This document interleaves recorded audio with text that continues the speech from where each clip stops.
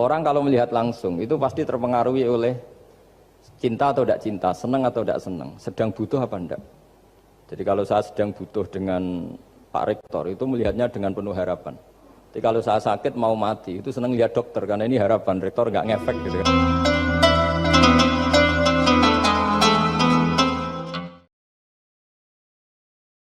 Saya punya kitab namanya Hasyiatut Turmusi, dikarang ulama top Indonesia, namanya Syekh Mahfud At-Turmusi. Itu beliau cerita, Imam Al-Amudi itu ulama top, tapi dia itu unik, tiap ngajar santrinya itu ngajar matematika, ngajar ilmu eksak. Terus ditanya, sampai muridnya itu ragu, ini guruku masuk surga enggak, ini kiai kok hanya ngajar matematika. Ya kira-kira ngajar, ya seperti mahasiswa jenengan kan, ini rektor masuk surga enggak ngomong teknik terus gitu loh. Tapi gurunya kayaknya enggak terima, disuudoni santrinya itu enggak terima, karena beliau seorang wali. Murid-muridnya itu bermimpi. Ini penting saya ceritakan, mungkin agak aneh di dunia kampus ya, di bab ini. Kalau dalam teori kita, Pak On itu, mimpi sama nyata, melihat itu otoritatif mimpi. Ini yang agak aneh di ilmu pesantren. Jadi melihat jenengan langsung dengan mimpi itu otoritatif mimpi. Karena mimpi ru'yal mukmin dijamin oleh Rasulullah sama dengan 46 juz'un minan nubuwah. Jadi persennya itu besar sekali, 46% dari juz'un minan nubuwah, otoritatifnya. Nah tentu tidur yang benar. Logikanya gini, kata-kata kitab-kitab menjelaskan. Orang kalau melihat langsung itu pasti terpengaruhi oleh cinta atau tidak cinta, senang atau tidak senang, sedang butuh apa enggak. Jadi kalau saya sedang butuh dengan Pak Rektor itu melihatnya dengan penuh harapan. Jadi kalau saya sakit mau mati itu senang lihat dokter karena ini harapan, Rektor nggak ngefek gitu kan gitu. Tapi kalau saya politikus ngelihat ketua partai itu lebih respect ketimbang melihat dokter. Jadi gara-gara banyak kepentingan ini melihat itu nggak pernah jujur gitu. Nggak pernah jujur. Jadi kebodohan manusia justru karena melihat itu kalau dalam teori kitab. Makanya kalau dalam teori pesantren itu kebalik, anna sunyamun wa idza matu intabahu. Manusia itu hakikatnya tidur, baru setelah mati bangun. Misalnya kita di dunia nganggap uang itu penting, harta itu penting, jabatan penting. Setelah kita mati ternyata yang paling penting itu hanya sujud. Karena kamu itu kenangan ketemu Allah terbaik itu sujud. Yang kita anggap penting di dunia semuanya tidak penting. Yang kita anggap sepele kayak sholat ternyata itu super penting. Tapi sadar itu nunggu nanti di akhirat. Ya saya ini termasuk syukur yang sadar sebelum sampai akhirat. Jadi termasuk orang yang beruntung lah gitu. Nah, kenapa mimpi itu begitu penting? Karena tadi ketika orang tidur itu off semua, sistem sarafnya, sistem apanya. Yang ada hanya pengendalian Tuhan. Karena dia tidak bisa mengendalikan dirinya sendiri. Apalagi kalau tidurnya benar ya tentu pakai wudhu, terus pakai doa-doa, terus menghadap kayak mayit itulah, standar mayit itu menghadap ke kiblat kayak posisi mayit itu. Sehingga dia ada intervensi pada dirinya sendiri, ya tidak punya keinginan dari dirinya sendiri. Kamu kan nggak bisa ingin, wah tidur ingin ketemu wanita cantik kan tidak bisa nentukan gitu. Akhirnya ya benar-benar hanya milik Allah. Apalagi kalau kita bacanya benar, terus pikirannya benar. Makanya uniknya dalam Islam adalah doa mau tidur dengan wiridan setelah sholat itu ajarannya Nabi banyak mau tidur. Wiridan subhanallah 33, alhamdulillah 33, Allahu akbar 33 dan disempurnakan seterusnya itu ijazah Nabi kepada Sayyidah Fatimah itu untuk mau apa? Tidur. Bismika wada'tu jambi wa bismika arfa'u, sampai doanya panjang. Allahumma aljatu zuhri ilaika, panjang sekali doa mau tidur. Saya yakin jenengan ndak hafal dan ndak. Paling ya bismika wada'tu jambi apa? Bismika Allahumma ahyawamu. Itu sebagian ustadz bilang itu doa ngaji katanya. Ada seorang ustadz saking mangkelnya, ibu sudah baca doa ngaji? Belum, tak juarai. Bismika Allahumma ahya bismika wa amut. Wah itu kan doa mau tidur Pak Ustadz. Iya biasanya kalau ngaji tidur. Jadi doa itu kalau itu doa mau. Akhirnya mimpi itu penting. Karena di situ manusia nggak punya nafsu, nggak punya keinginan. Sehingga yang ada itu kata Nabi itu ada sittatun wa arba'una juz'an minan nubuwah. Sehingga dulu itu mimpi itu jadi sarana betul. Kita tahu kan cerita orang-orang dulu. Fir'aun itu kurang jahatnya, kurang kelirunya. Dia mimpi ada api dari Bani Israel yang membakar kerajaannya. Dan semua pentakwilnya sepakat, itu maksudnya Anda akan dihabisin kerajaan Anda oleh bayi dari Bani Israel. Begitu juga raja zaman Nabi Yusuf, itu mimpi kalau ngalami ada 7 sapi yang gendut, dimakan oleh 7 sapi yang kurus. Jadi mimpi itu sarana, bahkan dari orang kafir. Karena ya tadi, yang preman ya nggak ada premannya, yang soleh ya nggak ada solehnya, semua dikendalikan oleh Allah Ta'ala pas tidur. Sehingga tidur ini menurut agama lebih otoritatif, asal dengan tidur yang benar. Jangan tidur sambil ngerokok, terus terbangun karena ininya kena itu.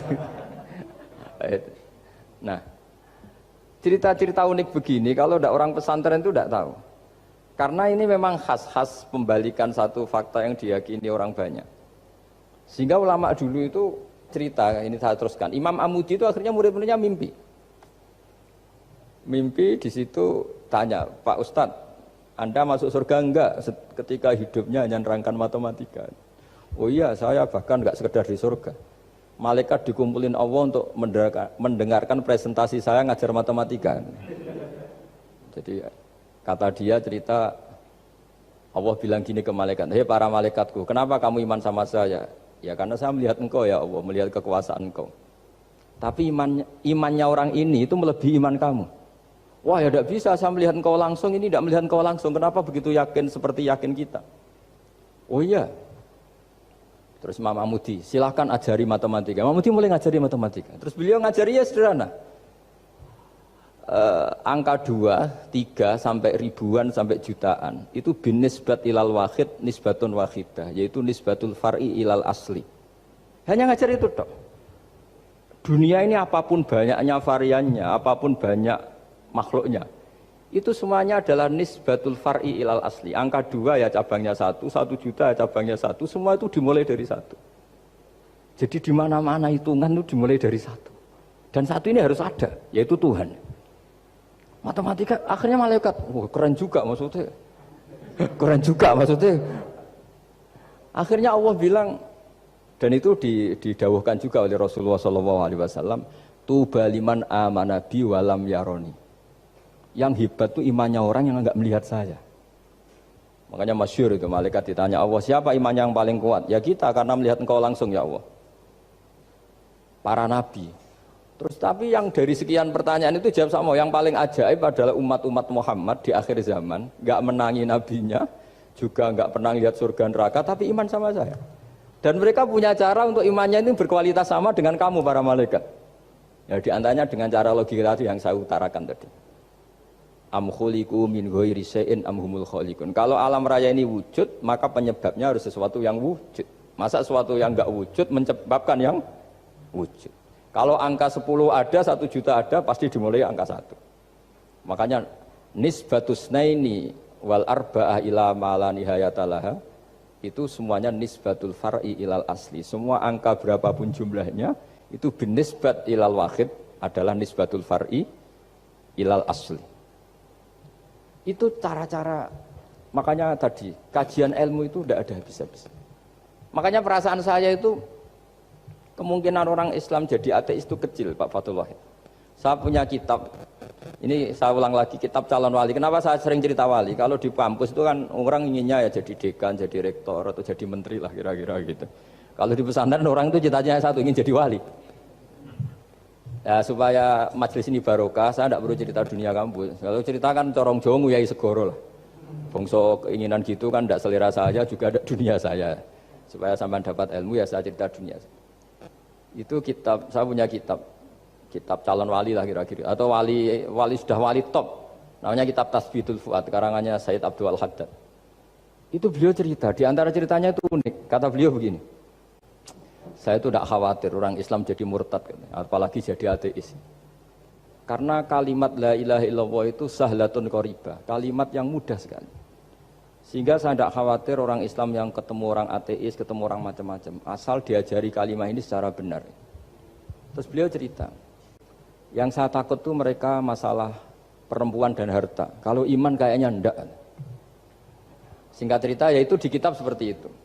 Singkat cerita saya ketemu banyak orang yang kuliah di McGill atau kuliah di Amerika, di Jerman, mungkin di Norwegia, di mana-mana di Australia. dan ketemu teman-teman yang di Korea Selatan juga. Mereka itu orang kebanyakan yang nyuwun sewu gak keluarga kiai, tapi mereka nggak ada yang nggak tetap iman. Ketika saya tanya, kenapa Anda tetap iman? Padahal ada beberapa negara yang lebih stabil, lebih makmur dibanding negara yang mengklaim sebagai negara Islam. Itu cara berpikir ya sederhana. Enggak lah Gus, kayaknya kok Tuhan kok ada tanggal lahirnya? Enggak lah, kayaknya yang namanya Tuhan tuh ya awal lah. Masa pencipta langit bumi dituhani orang yang lahirnya di bumi, kayak enggak lah kayaknya. Jadi ya berpikir sederhana. Padahal ya kurang ajarnya Masya Allah. Anak ini ya dugem ya macam-macam, tapi kalau ditanya disuruh yang lain nggak mau dia. Enggak lah, kayak yang benar tetap Islam. Karena kalimat ini, yaitu tadi eksistensi Tuhan, tadi eksistensi Allah itu, la ilaha illallah itu kalimatun sahlah, kalimatun qoribah, kalimah yang begitu mudah difahami. Kenapa mudah difahami? Misalnya kita ngaji, Tuhan itu siapa? Yang menciptakan langit dan bumi. Dengan misalnya perbandingan Tuhan itu siapa? Yang lahir di bumi tahun sekian. Enak mana cara kita menerima itu? Kan keren yang menciptakan langit dan bumi. Tuhan itu siapa? Yang ada sebelum langit dan bumi. Dengan misalnya Tuhan adalah yang lahir di bumi. Keren mana? Nah, bayangkan kalau kita punya Tuhan Fir'aun. Sudah mati jadi tontonan kan, terus gak keren maksudnya punya Tuhan kok seperti itu. Nah ini yang katanya Syekh Abdul Haddad, kalimat ini sahlatun qoribah. Sehingga kalimat ini pula yang kita dilatih, la ilaha illallah kalimatu haqqin 'alaiha nahya wa 'alaiha namut wa 'alaiha nub'ats atau wa biha nub'atsu insyaallah taala minal aminin. Nah, saya sebetulnya tadi datang itu tidak ingin menjelaskan ini, tapi tadi kata Pak Fathul Wahid, ilmu itu kalau dikaji tambah hari tambah mudah, karena perangkat untuk menemukan bulan itu misalnya nggak rata itu gampang sekali. Pakai teori pemandangan ya bisa, pakai teori gambar juga bisa. Kalau teori pemandangan tadi, kalau kita bisa melihat mobil 2 meter masih kelihatan 2 meter, itu dengan jarak berapa masih orisinil seperti itu. Tambah jauh, tambah tidak kelihatan, tambah jauh. Nah ternyata setelah 5 kilo misalnya tidak kelihatan. Berarti untuk jumlah 2 meter hilang per 5 kilo. Nah berarti kalau bulan masih kelihatan segitu, berarti jarak kita dan bulan kira-kira sekian ribu kilo. Itu bisa dihitung, itu tanpa teknologi. Makanya sebetulnya teknologi itu nyumbang itu nggak sampai 30%. Yang paling banyak ya sains tadi, pengetahuan itu yang kayak tadi orang menemukan pesawat, itu kontribusi terbesar tetap pengetahuan. Misalnya pesawat dari bahan ini kalau kecepatan sekian kena angin pecah enggak? Tetap pengetahuan yang menopang itu. Teknologi kan paling mengantar supaya pesawat kecepatan sekian didorong mesin sekian dengan apa begitu. Nah, pesantren seperti kita ya, saya ini dididik Mbah Mun, dididik bapak saya, buyut-buyut saya, kiai. Itu sekali alim, yang alim betulan, itu ya alim betul. Ya karena memang yang repot nih yang agak-agak dukun itu ya ribet itu. Penting rambutnya gondrong, terus terkenal gak pernah mandi, terus nanti ada orang tertentu tertarik minta doa. Ini yang ribet ini, susah ini sertifikasinya susah ini karena. Tapi kalau kita ini di pesantren yang cara sertifikasinya jelas. Jadi berani jadi Gus harus bisa baca Mu'in gitu, berani jadi Kiai harus bisa baca Wahab. Aturan mainnya jelas kalau di ini. Yang repot tuh yang sebagian itu aturan mainnya tidak jelas. Terus promosinya itu pernah datangi menteri loh, pernah datangi, wah ya ribet kalau ukuran keren tuh didatangi apa? Menteri atau pejabat.